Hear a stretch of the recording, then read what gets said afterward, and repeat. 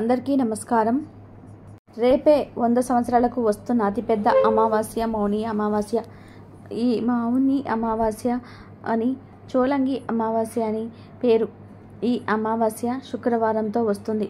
శుక్రవారం రోజు అమావాస్య తిథి వస్తే దానిని శుక్ర అమావాస్య అంటారు. అంటే అద్భుతమైన రోజు 100 సంవత్సరాల క్రితం వచ్చిందని, మళ్ళీ ఇప్పుడు వస్తుందని జ్యోతిష్యులు చెప్తున్నారు. ఇదే సామాన్యమైన అమావాస్య కాదు, చాలా గొప్ప అమావాస్య, అతీంద్రియ శక్తులు కలిగిన అమావాస్య. అమావాస్యకే మౌని అమావాస్య అని కూడా పేరు ఉంది. మౌని అమావాస్య అనే పదాల్లో ఉన్న ఆధ్యాత్మిక తత్వం ఎంతో గొప్పది. ఈ రోజున ఉపవాసం ఉండి మౌన వ్రతం పాటించి నోటి నుంచి ఒక్క మాట కూడా రాకుండా జాగ్రత్తగా తీసుకోటారు. ఈ అమావాస్య రోజున శివుడికి శనిదేవుడికి పూజలు చేస్తారు. ఈరోజు అన్నదానం వస్త్రదానం చేయటం వలన గత జన్మలో చేసిన పాపాలు పోతాయి. ఈ రోజంతా మౌనవ్రతం చేస్తే మంచిది. అలా రోజంతా మౌనవ్రతం చేయలేని వారు మనసులోని కోరికను కాగితంపై తులసి లేదా పసుపు కొమ్ముతో రాసి అరచేతుల్లో ఉంచి దానిని కళ్ళార్పకుండా చూడాలి. ఇలా ఎంతసేపు చూడగలిగితే అంతవరకు చూసి రెప్పలు వేసే సమయం వచ్చినప్పుడు ఓ ప్రకృతి మాత, నా ఈ కోరిక తీర్చు అని మనసులోనే కోరుకొని ఆ కాగితంపై నోటితో ఊది మలవాలి. అనంతరం దానిని పూజా మందిరంలో దేవుడి పటం మొక్క వెంచితే ఆ కోరిక తప్పక నెరవేరుతుందని, అద్భుతం జరుగుతుందని పండితులు పేర్కొంటున్నారు. అయితే ఎంతో శక్తివంతమైన ఈ అమావాస్య రోజు పొరపాటున ఇంట్లో ఈ కూర వండితే 7 జన్మల దరిద్రం పడుతుంది, కోరి కోరి కష్టాలు తెచ్చుకున్నట్టు అవుతుంది. ఈరోజు ఎట్టి పరిస్థితుల్లోనూ కూడా ఈ కూరను వండకూడదు, తినకూడదు అని శాస్త్రాలు చెప్తున్నాయి.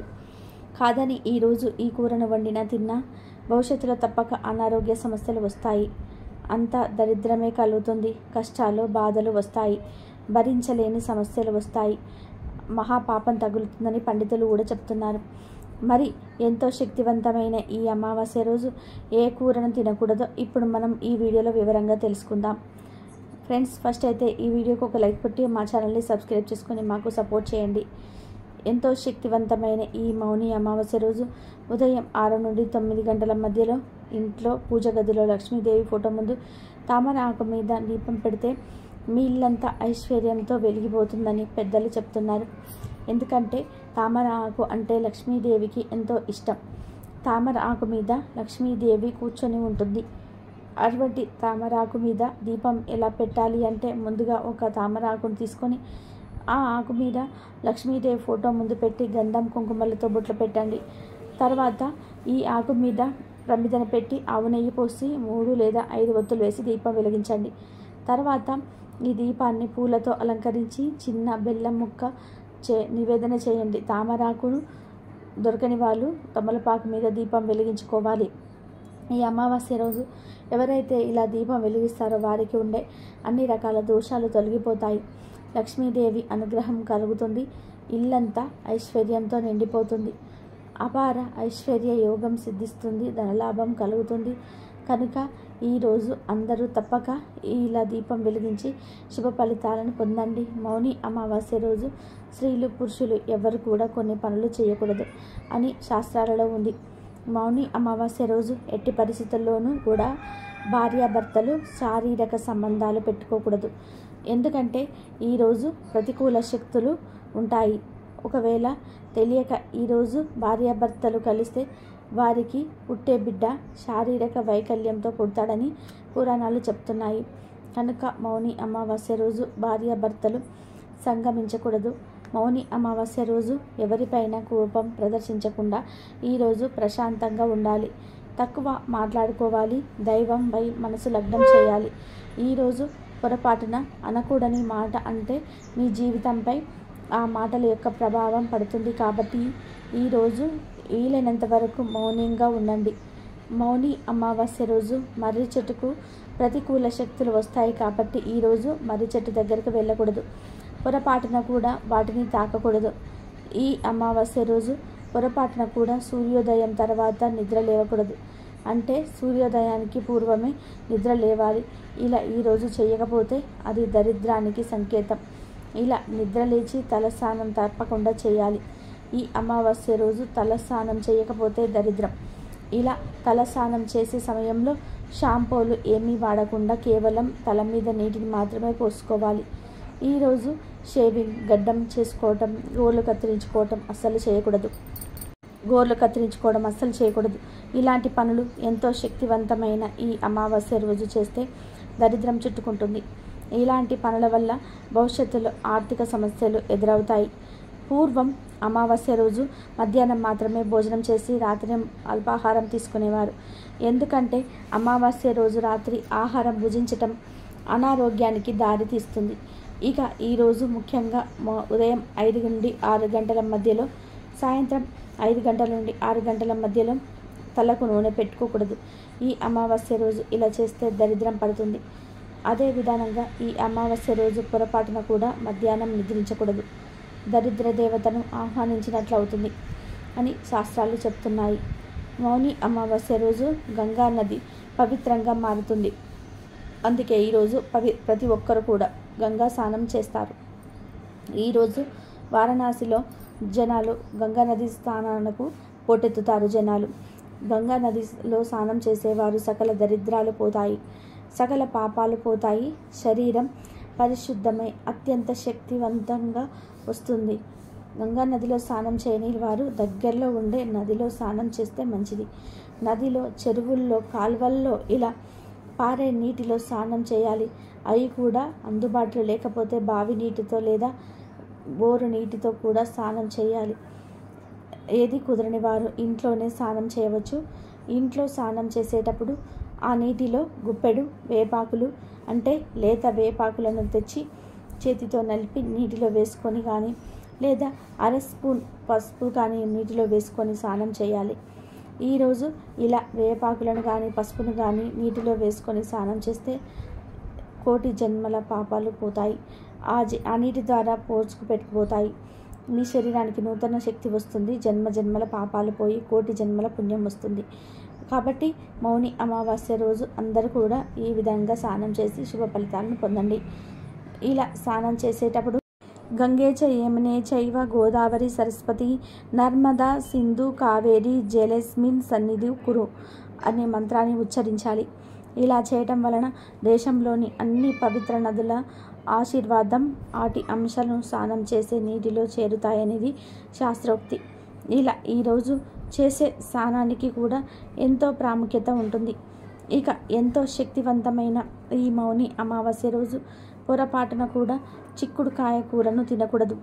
అంటే గూరు చిక్కుడు, పెద్ద చిక్కుడు, నాటు చిక్కుడు ఈ 2 చిక్కుళ్ళ కూరలను కూడా వండుకొని తినకూడదు. కూర అనే కాదు, ఏ రూపంలోనైనా కూడా వీటిని ఈరోజు తినకూడదు. చిక్కుడుకాయతో పాటు మాంసము, గుడ్లు, చేపలు, రొయ్యలు, పీతలు లాంటివి కూడా ఈరోజు తినకూడదు. కాదని తింటే 7 జన్మల దరిద్రం పడుతుంది. భవిష్యత్తులో అనారోగ్య సమస్యలు వస్తాయి. కోరని కష్టాలు తెచ్చుకున్నట్టు అవుతుంది. మీ ఇంట్లో సమస్యలు మొదలవుతాయి. ఈరోజు ఇవే కాదు, మసాలాలతో చేసే ఏ పదార్థాలు ఏవి తినకూడదు.